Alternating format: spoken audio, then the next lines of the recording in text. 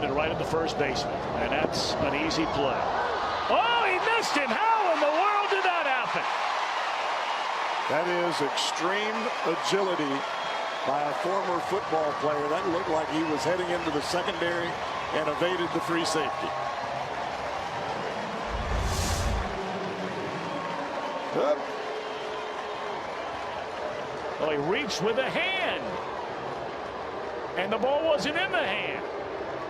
Of course, Clint Hurdle's going to make a very slow walk out there, and he'll turn around back into his dugout to see if he should have him take a look at this on replay. You can't even do that in a Mercedes. Well, maybe be running 30 miles an hour and slam on the brakes and then.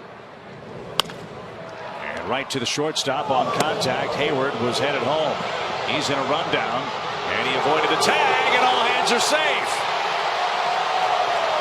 How in the world did Hayward keep himself in the baseline and stay safe?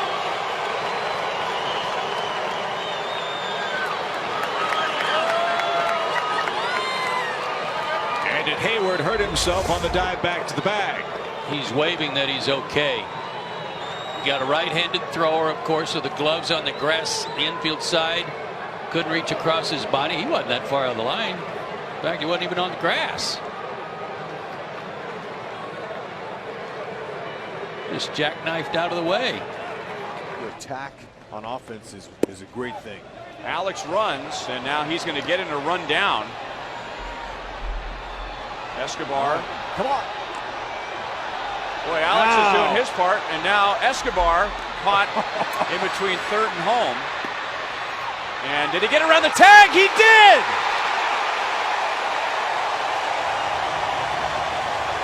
Just the way they practiced it before the game tonight. That's just how you write it up.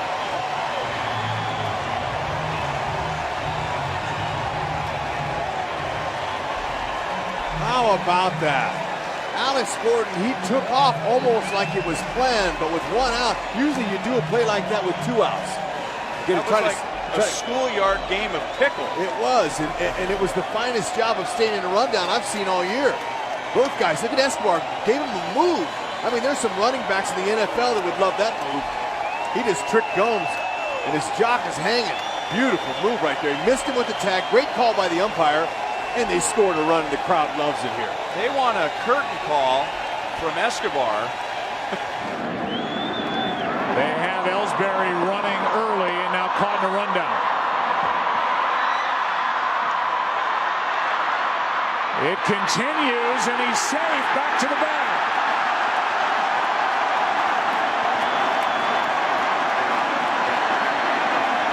Now, the one thing you try not to do is to get a pitcher caught in a rundown. They're not conditioned for rundowns, and Ellsbury with a great job to get by Kevin Segrist. Up too far, Ellsbury knew it, he gets back to the bag. Matt Kemp has stolen 7, and on that pickoff play the tag is never made, and Kemp is in there.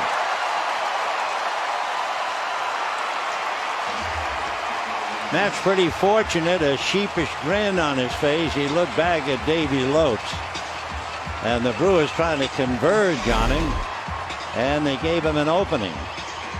As soon as Reynolds had the ball, he holds the ball, but he doesn't do much of a fake on the pickoff throw. And by the time he gives it to Segura, Mark Reynolds had run him by Segura, and there was nobody to tag him. Segura got the ball. And there was Kemp going head first into the bag. You put the ball in play somewhere. Swing and a miss. There goes the runner. Torrey puts on the brakes. Now he's going to get caught in a rundown. They'll run him back toward first base. Torrey trying to make some defensive back moves. And he's finally out. He must have thought he was Torrey Jr. right there. Oh, now they're going to give him second base. They're calling interference here? How about that? Oh, the White Sox apparently botched that one up. Here comes Robin Ventura. That's Gary Darling right there explaining to Robin Ventura what happened. I think Torrey eluded the tag. Well, there had to be some kind of interference because they gave him second base.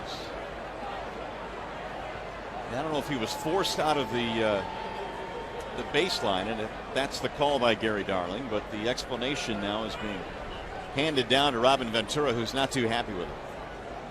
Check these moves out. Yeah, now it looks like I think Dunn got in front of Torrey Hunter is what they're going to call maybe. Watch Adam Dunn here. Torrey ran into Dunn. This is a bad call. Yeah, you're right. It's a bad call. At the end, keep him closer. Turn Jamal Weeks around the right-handed.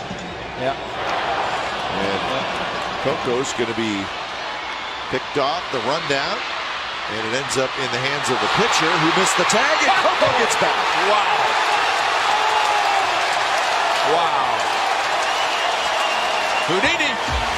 So through it all, we go right back to where we were. Coco Crisp at first base, and that's generally why you do not want the pitcher to get involved in the rundown. Exactly. The pickoff, Coco said, oops, I'm going on first move. They got me. And then Teixeira throws to Cano. He avoids the tag by the pitcher who went over the head, and then the head first slide. Martin thought maybe he had blocked him off. Let's see if Martin gets his shin guard in, but there's the pitcher missing, and Coco really not out of the baseline. Martin tried to put his shin guards down, and he says he's safe, and you're right, Brandon. Get Harrison home.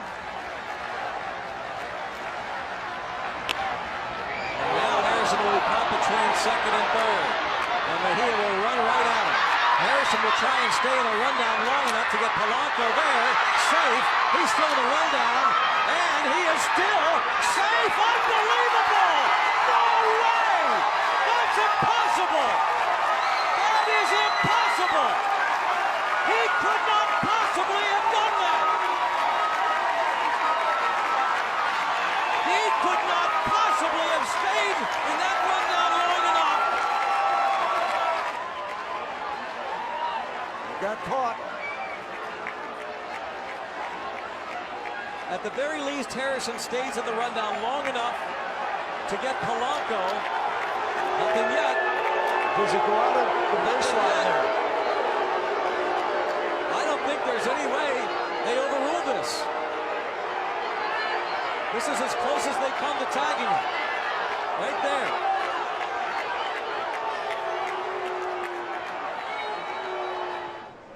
There goes Harrison. Good jump, too. Throw down. And Harrison overslid. And now he gets himself into a rundown. And Josh is pretty good at these. Yeah, we've seen this before. And he gets past Rosario. He's safe. Unbelievable. He did it again. And nobody at the plate. He almost broke. And he almost could have scored. He does it again. It's incredible. Absolutely wild base running for Josh Harrison. It's incredible. Unbelievable. Jay all day on the bases. That is remarkable. Walt Weiss is going to come out, and they're going to take a peek at this. But Josh apparently was going to be ruled safe on the steal and overslid the bag. That's at least how you interpret it from watching the video. But now it is Keystone Cox as he runs right past Rosario.